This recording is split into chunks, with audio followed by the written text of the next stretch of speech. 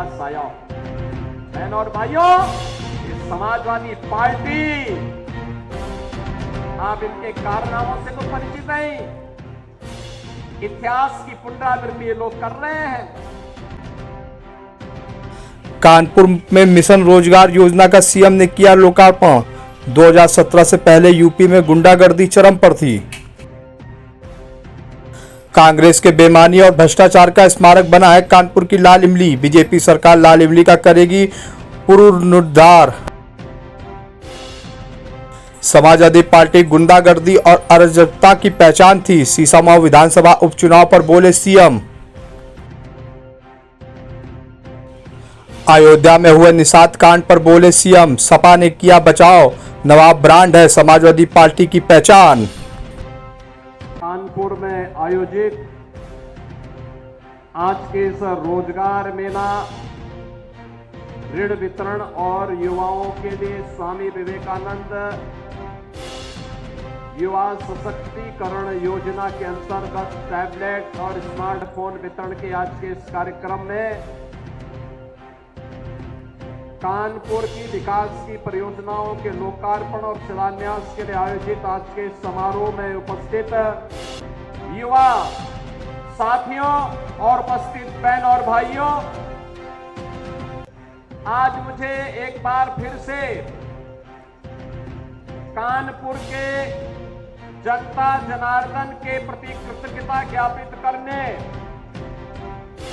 और यहां के युवाओं के लिए कुछ विशिष्ट योजनाओं के साथ आने का सौभाग्य प्राप्त हुआ है।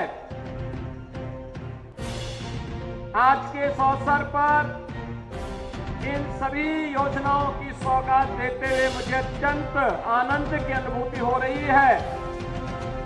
इस अवसर पर मैं सबसे पहले कानपुर वासियों का हृदय से आभार व्यक्त करता हूं कि अभी हाल ही में संपन्न लोकसभा चुनाव में आपने भारतीय जनता पार्टी के प्रत्याशी श्री रमेश अवस्थी और श्री देवेंद्र सिंह भोले जी को विजयी बना के भेजा। इसके लिए आपके प्रति, कानपुर वासियों के प्रति हृदय से आभार व्यक्त करते हुए बदले में 745 करोड़ की योजनाओं की सौगात हम लोग कानपुर वासियों को दे रहे हैं। इसकी भी मैं हृदय से बधाई देता हूं। बहनों और भाइयों, आज नौजवानों के सपनों को उड़ान देने के लिए जहां रोजगार की एक बड़ी योजना को लेकर के 50 कंपनियों के द्वारा एक साथ 1000 से अधिक नौजवानों को रोजगार वितरण के इस कार्यक्रम के साथ जोड़ने के लिए हम लोग यहां पर आए हैं। वहीं सैकड़ों उद्यमियों को लोन देने के लिए भी आज यहां लोन मेला भी लगा है।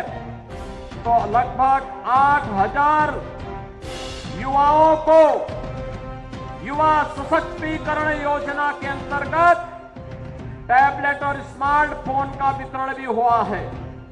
इस अवसर पर इन सभी युवाओं के लिए, इन सभी रोजगार प्राप्त करने वाले युवाओं के लिए, लोन प्राप्त करने वाले उद्यमियों को भी मैं हृदय से बधाई देता हूं, अपनी शुभकामनाएं देता हूं। बहनों और भाइयों, मैं भी आ रहा था, कार्यक्रम स्थल पर आ रहा था और जैसे ही मैंने वित्त मंत्री से पूछा, हम दोनों एक ही गाड़ी में थे, मैंने कहा खन्ना जी आपने इस इमारत को देखा है, क्या है? खन्ना जी ने कहा हाँ, यही लाल इमली है। बहनों और भाइयों, कानपुर की लाल इमली जो कानपुर की पहचान बन चुकी थी, क्यों बंद हो गई? एक कांग्रेस के बेईमानी और भ्रष्टाचार का एक स्मारक बन चुका है। जहां यहां के नौजवानों को नौकरी और रोजगार मिलना चाहिए था, हजारों लोगों के परिवारों का पेट पलता, आज वो इनके भ्रष्टाचार का एक स्मारक बन करके चिढ़ा रहा है। लेकिन हमारी सरकार ने तय किया है लाल इमली का पुनरुद्धार करने के एक बड़े पैकेज के साथ हमारी सरकार आगे बढ़ने जा रही है। अरे हमारी सरकार ने आगे बढ़ाया है और यही कहने के लिए आज मैं आपके पास आया हूं। बहनों और भाइयों, ये समाजवादी पार्टी, आप इनके कारनामों से तो परिचित हैं। इतिहास की पुनरावृत्ति लोग कर रहे हैं। गुंडागिर्दी इनकी पहचान थी, अराजकता इनकी पहचान थी, बेटी और व्यापारी पर सुरक्षा पर खतरा कर पैदा करना इनकी पहचान थी। इनके समय में क्या क्या नहीं होता था कौन नहीं जानता है। और यहां पर इनका दिखाने वाला चेहरा एक है और अंदर कुछ और है। यह दृश्य देखना है तो सीसामऊ की जनता को उपचुनाव का सामना करना पड़ रहा है। इसलिए क्योंकि गरीब की संपत्ति पर कैसे कब्जा किया जाता है, कैसे दंगे भड़काए जाते हैं। दंगे भी उस दिन भड़काने का साजिश होता है जिस दिन महामहिम राष्ट्रपति जो इसी माटी के सपूत हैं, वे जब कानपुर की धरती पर आए थे, उस दिन कांग्रेस समाजवादी पार्टी का विधायक इसी सीसामऊ को, कानपुर को दंगों की आग में झोंकने का साजिश रचता है। बहनों और भाइयों, आज वो अपने कृत्यों का सजा भुगत रहा है। लेकिन मैं आपसे कहने के लिए आया हूं, आपने जनादेश 5 वर्ष का दिया था, लेकिन आपको चुनाव का सामना करना पड़ रहा है।